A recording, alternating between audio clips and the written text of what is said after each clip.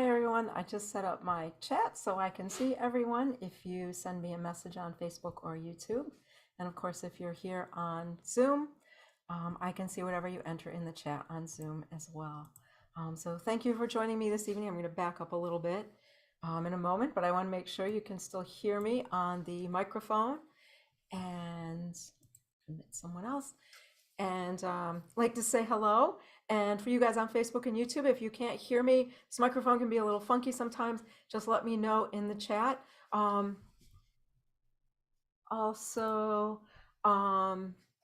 in the chat, let me know you're here because I know I have a lot of regulars who join me, and I would just want to know you're here so that I can say hello to you and greet you properly. So I'm just going to wait a moment or two for more people to join us. I see people coming in on Facebook, some regular people, and I'll wait because I know we have some YouTube regulars who like to join us. I'll just wait a couple of minutes here for other people to come in, and then we're going to have a great time talking about all kinds of things you don't hear about or read about in your history books anymore. Okay, people from everywhere, thank you for joining me. Everybody can hear me, great. I hope you like my outfit. I'm trying to back up a little bit. I have on a lovely white silk skirt under here. It's kind of hard to see from where I am. Don't want to back up too much because I might knock over the green screen behind me, although this is really my parlor. Oh, Mrs. Rankich is here tonight, an old friend, one of my oldest friends. Welcome. It's so good to see you. Oh, who's up there in the iPad? Is that Ellen? Is that Ellen in the iPad? Hi, Ellen. The iPad. Great to see you. Mr. Q is walking around here. Who else? Oh, lots of great people here. Thank you so much for joining me. So I've been trying to figure out how this dress looks with a white silk skirt, and I think it looks really good. I can find a place where you can see it. Can't really see it. I'm trying to French up this outfit a bit with the ruffles and the big white puffy silk skirt, and I need to put some lace ruffles on the sleeves. I'm copying a French fashion book from the time of Marie Antoinette, and these are all fashions that were drawn by her fashion designer, who is a woman, by the way, and whose name I cannot pronounce or remember. But I was pretty surprised to find out that all these beautiful fashions at the time were designed by a woman, Marie Antoinette's dressmaker. And so I'm copying something that I saw in that book. So hello to everyone. Now, while I'm talking about clothes, I want to know what everybody thinks of this. I'm thinking of making this for my Staten Island Film Festival appearance. You can see the front and the back. And I'm thinking of picking up some white linen and making this to wear with the white skirt. So I wonder if everyone likes this. I've never made anything quite shaped like this before. It's going to be a little challenging to get all of these back pleats done properly, but I think it will look phenomenal. So I'm going to go some linen shopping and see if I can reproduce this just from what I know about 18th century dressmaking. So we'll see, how this turns out. I hope it turns out good. Let me know in the comments if you like it and what you think of it. And I'm going to go back to our regular background. Now, last week when we spoke, oh, people like it. Oh, great. Thank you. Thank you. I think that white linen with the ruffles is just really feminine and beautiful. So I'm going to try to make it for the June Film Festival. That, by the way, is my next public appearance as Mrs. Q, is the Staten Island Film Festival on June 24th. And then my next will be my regular July 9th tour for Fraunces Tavern Museum, all about the Declaration of Independence. Tickets should be on sale for that soon for the Fraunces Tavern event. It's a Sunday, so maybe some of you can come out and join me. I think it's Sunday at 11 a.m. It'll be a 2-hour tour all about New York during the Revolutionary War. And if I have that white outfit finished, I'll wear that. Otherwise, maybe I'll wear this or some other pretty outfit for the day.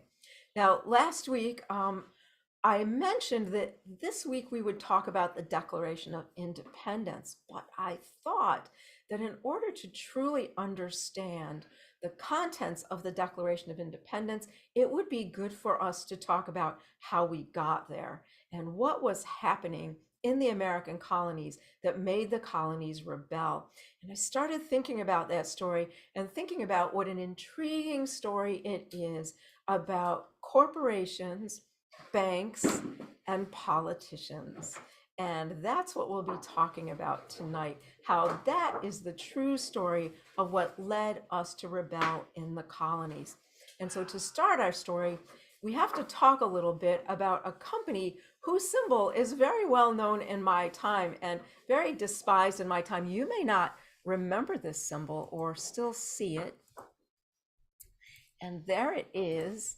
And I don't know if anyone knows, but that is the symbol of the British East India Company, the East India Trading Company, a symbol that is ubiquitous in my time. We see it everywhere. It's quite common. I don't know if you've seen it anymore, if you recognize it, but you might say that this symbol, more than anything, symbolizes the trouble between the homeland and the colonies, the East India Company.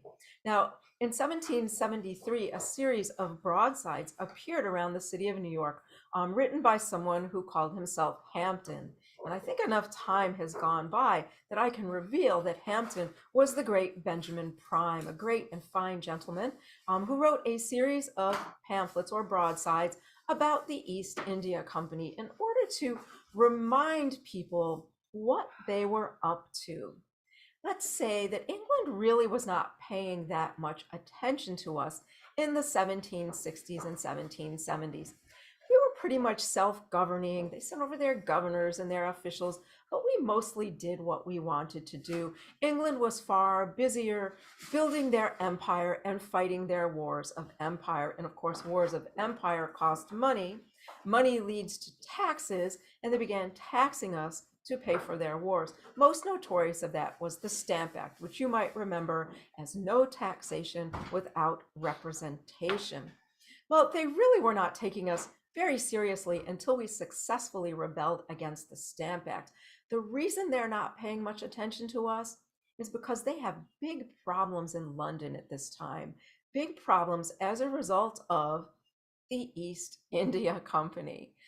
Let's refresh your memory of the East India Trading Company, which I believe, I'm not completely certain, but I do believe they received their original charter under Elizabeth I of England. So that would be quite a long time that they were in operation by the time the American Revolution rolled around, and they had somewhat of a monopoly on certain types of trade that were guaranteed to them.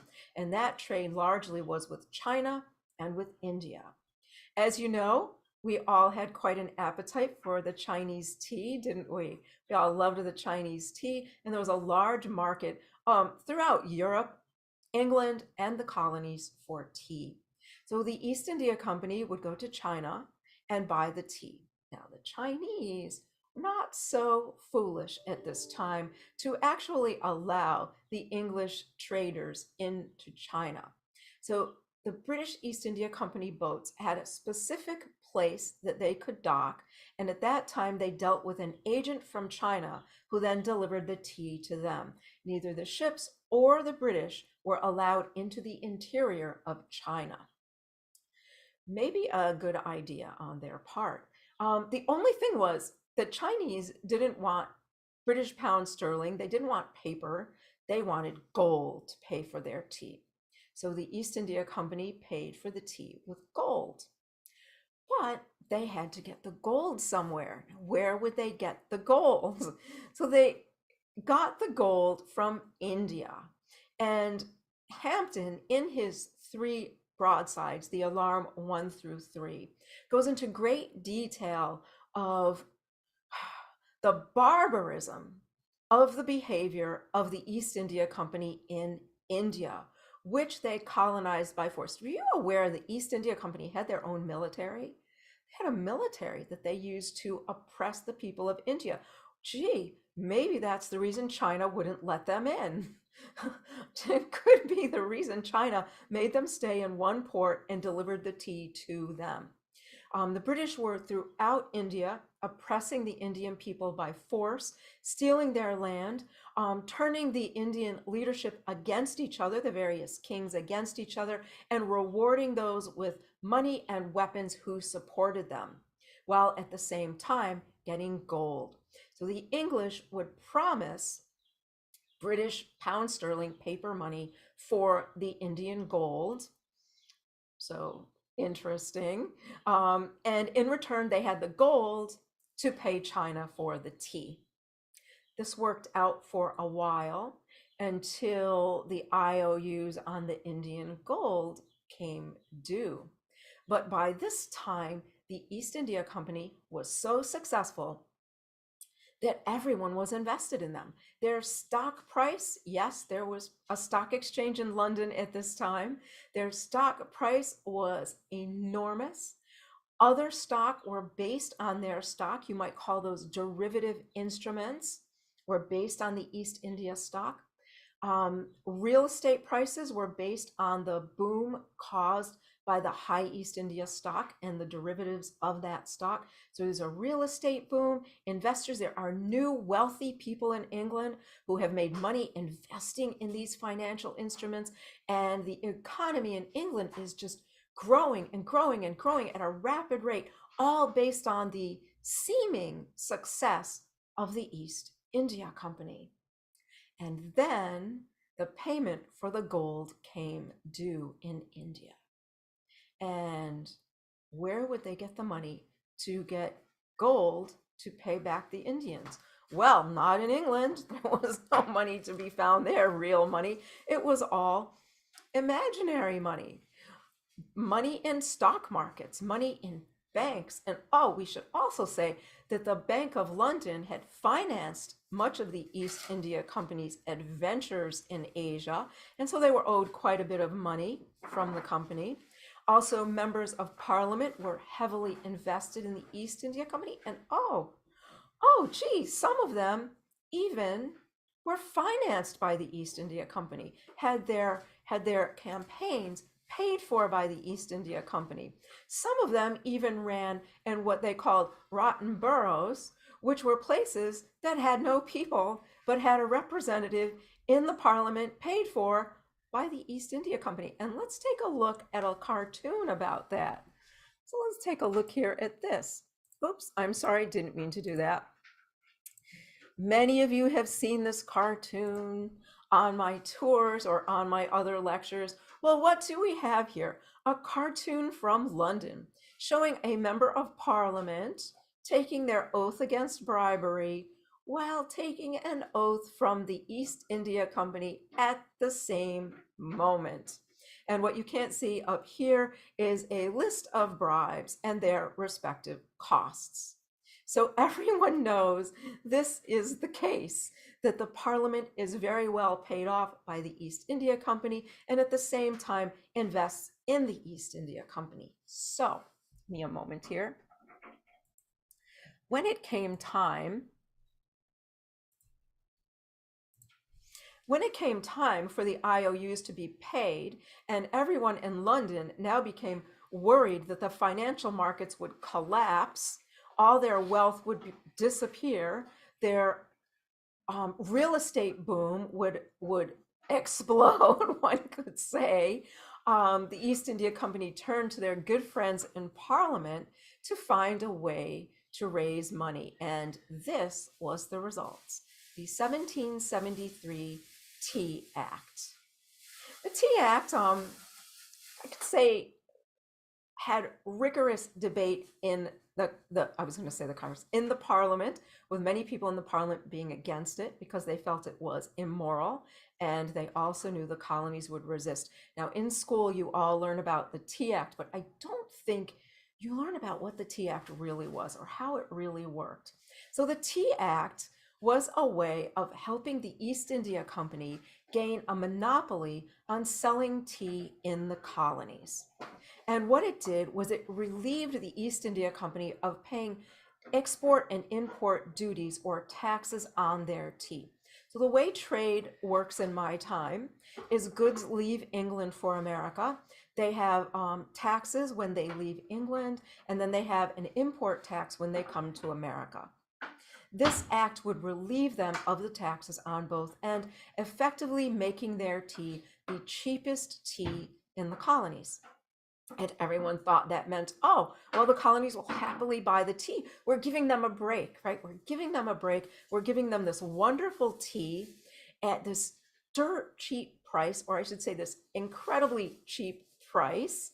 And they'll be happy. They'll buy the tea. This will help the East India Company, and everything will go well.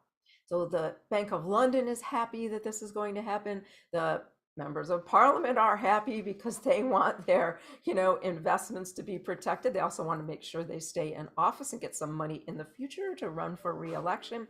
And of course, the officials of the East India Company are happy because they think it will work. The only problem is this isn't prime tea. This is the tea left over in the warehouses that has been sitting there for quite some time. It's not the nice, fresh, dried tea leaves. It's the refuse of the tea that they're planning to sell here in America at this very low price. And when everyone here figured that out, there was a great deal of arguing over the Tea Act. Let me get this horrid thing out of the way here.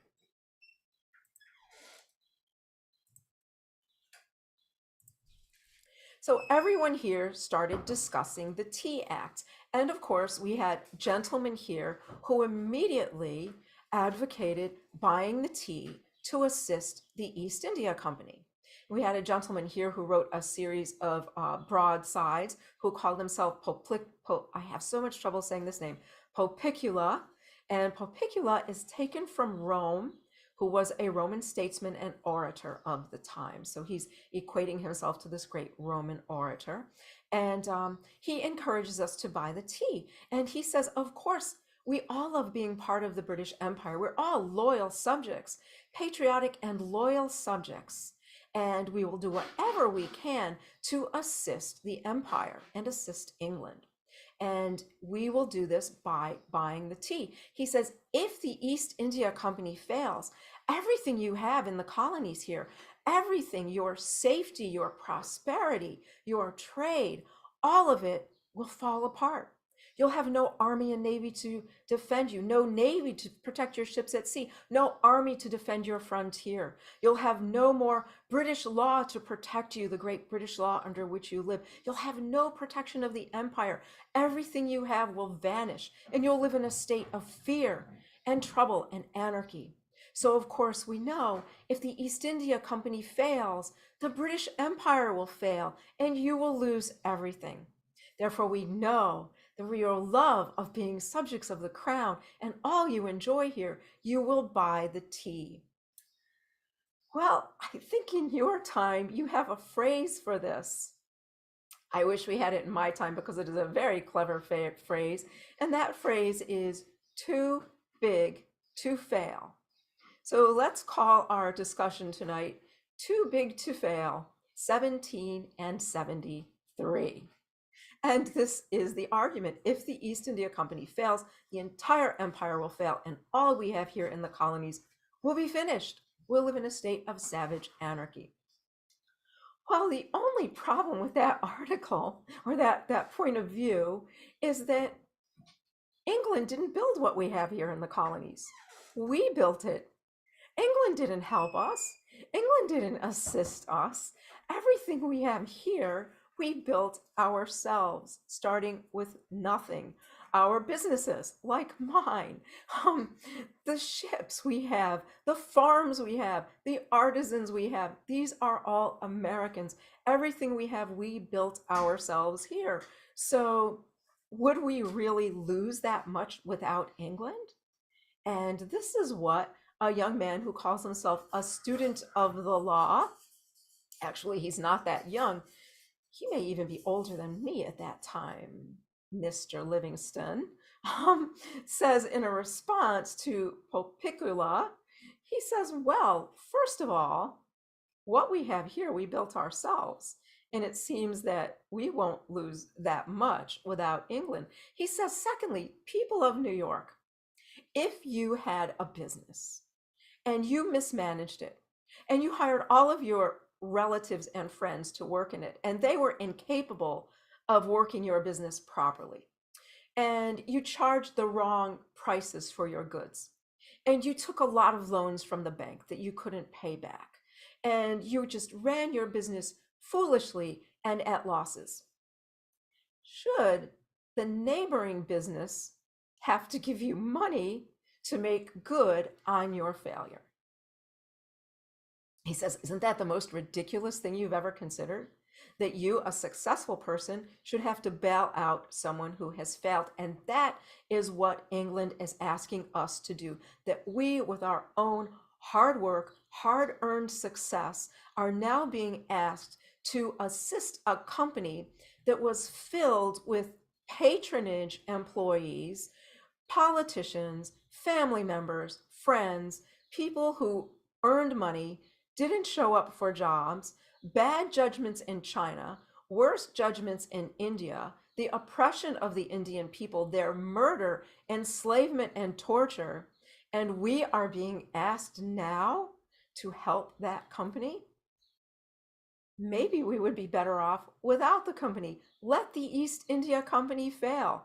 He says, first, I don't believe the British Empire will fail if the East India Company fails, but if it does, I suggest to you that we will still prosper. This is very radical for Mr. Livingston, but some of you may know that by 1773, Mr. Livingston, I think, had been saying these radical things for about 20 years. So I don't think any of us would be shocked to hear Mr. Livingston say that. And so now we began arguing in America whether or not we should buy the tea. And those of us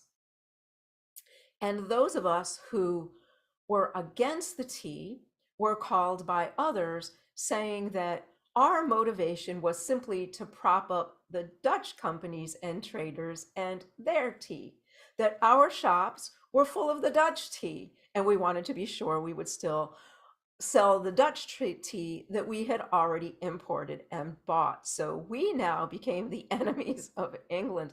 And the other side said the Dutch tea was inferior. The Dutch tea comes from the same place as the English tea. It all comes from the same part of China, and the Dutch tea even is fresher than the English tea in this case, or the tea they're trying to sell us with the Tea Act.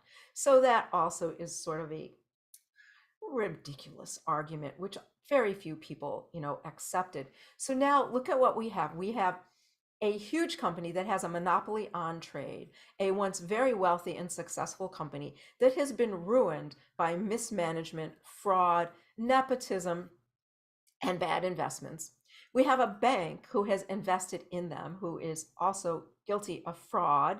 And we have a parliament, which is beyond fraudulent, full of corrupt members. As I mentioned, some members who represent a district that have nothing more than 2 cows and a pig and no people living in them, while we, with our 2 million people here, have no representation in the parliament.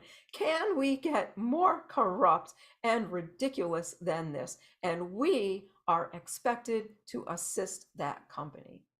And that is the beginning of the end of our relationship with England, because when they tried to force us to accept the tea by sending their ships over under military guard, or even hiding the tea in ships that were carrying other goods, because our dock workers refused to allow the ships to dock that were carrying the tea, they began putting the stores of tea in ships that were carrying other goods and hiding it in the hold, thinking we would not find the tea in there. And they were up to all kinds of subterfuge to get this tea into America.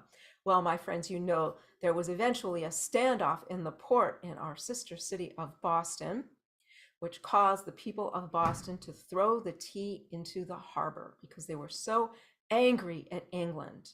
This caused England to repeal their colonial charter. a charter that had been in effect for 150 years, 150 years, that guaranteed them their own courts, their own legislature, um, guaranteed some checks and balances over their governor, guaranteed a civilian governor. Gone overnight by the parliament when the parliament decided that they now had to be occupied by the military, and sent a military governor, General Gage, replaced their courts with military courts, and stopped all goods going in and out of their port in an effort to starve them.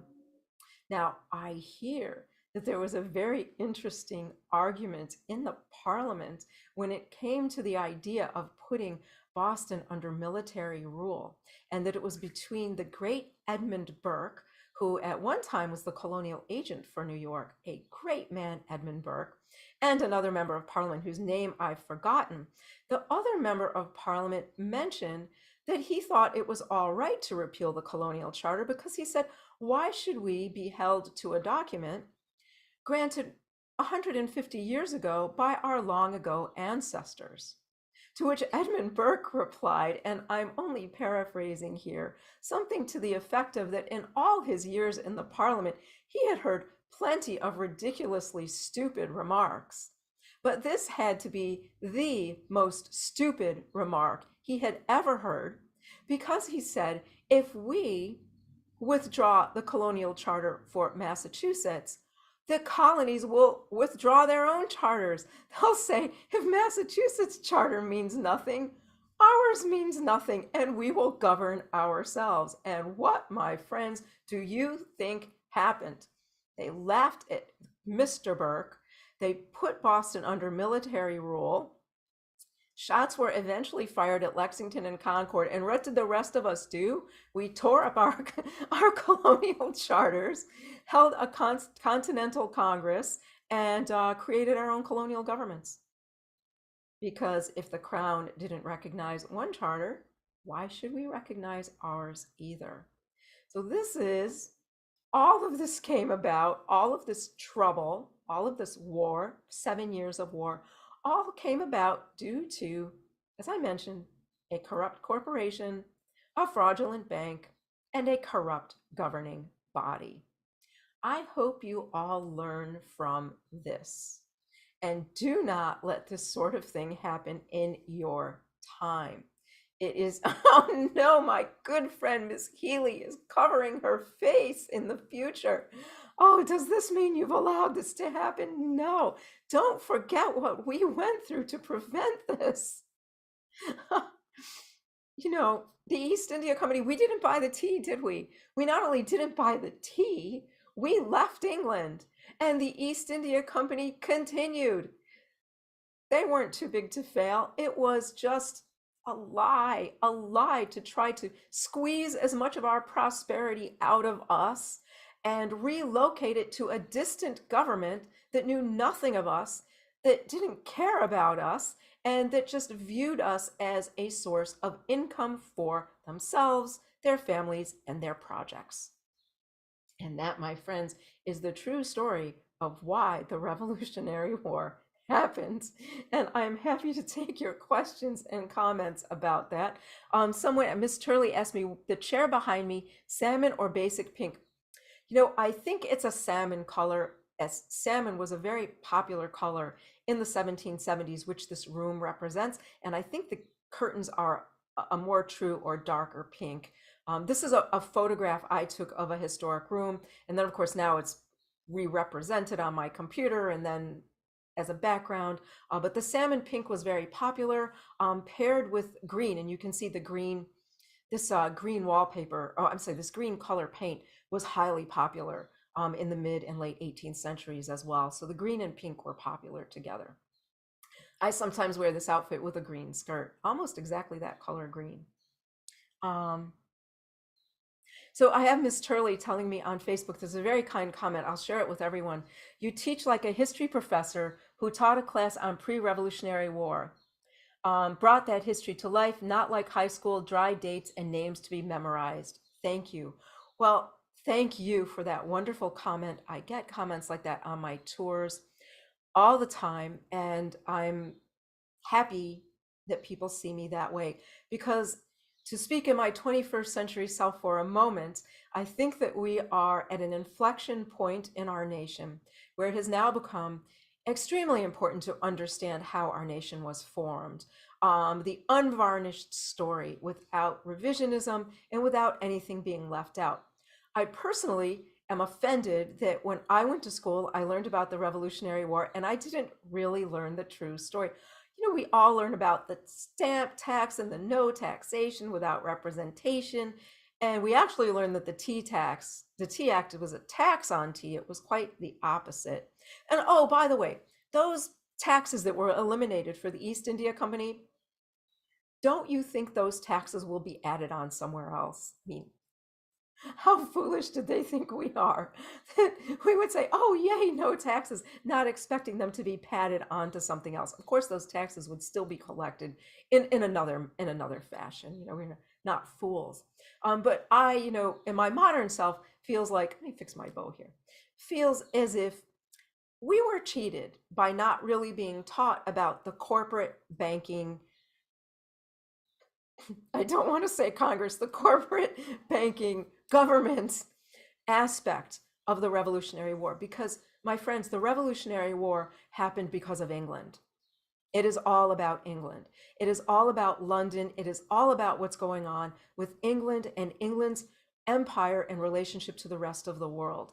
And since we do not learn that in America, I don't think we fully understand why we formed the United States of America. In further weeks, I'll talk a little bit more about what else is going on in the world during this time, because the world is all connected. We're not separate here in the colonies, although we tend to think we were. We were not, and there are other things going on in the world that is affecting the way England is treating us here. Everything is about the British Empire at that time. And we also had great men in the British Empire who supported us. Lords in the House of Lords and members of Parliament like Edmund Burke, great leaders who supported the colonies against what they saw as English corruption. And we'll be talking about them as well. I'm going to do a series of these because I think it's so vital for Americans to know this story. And this video will stay on Facebook and YouTube. I hope you'll share it with your friends or anyone who's interested in learning about this time period. As I said, I'll be spending more time on it to give you a broader idea of what was going on. We only learn about America, and we really need to learn more about England, because maybe the America of the 21st century is England of the 18th century. And we need to begin to understand a little bit about how we might be making the same mistakes England made. So that is what I'm trying to do to teach you as Mrs. Q. Let's see, so that is our half hour. I don't see any questions. I'm just going to look here to see if I missed anything. Mrs. Q, you're so awesome. I love how you teach about the time of George Washington. Thank you. Thank you very much. I work hard on these for you because it means a lot to me to be able to leave this for people to see and for me to play a part in educating my fellow Americans. And some of you know that Mrs. Q does not care what political party you are, what your political views are in the 21st century. Mrs. Q only knows the 18th century. Whatever your views are, I would like you to learn about my time in the 18th century. Great research and presentation. Thank you all so much. So I'm finished, at least with the Facebook and YouTube part, but I am going to stay on with my friends in the Zoom room. If you would like to be invited to the Zoom room, you can support Mrs. Q on Patreon for as little as $3 a month. I'm Mrs. Q NYC on Patreon, and you can hang out in the Zoom room a little with me after these presentations. So thank you so much, and I will see you all next week. Thank you. And you guys in Zoom, stay here.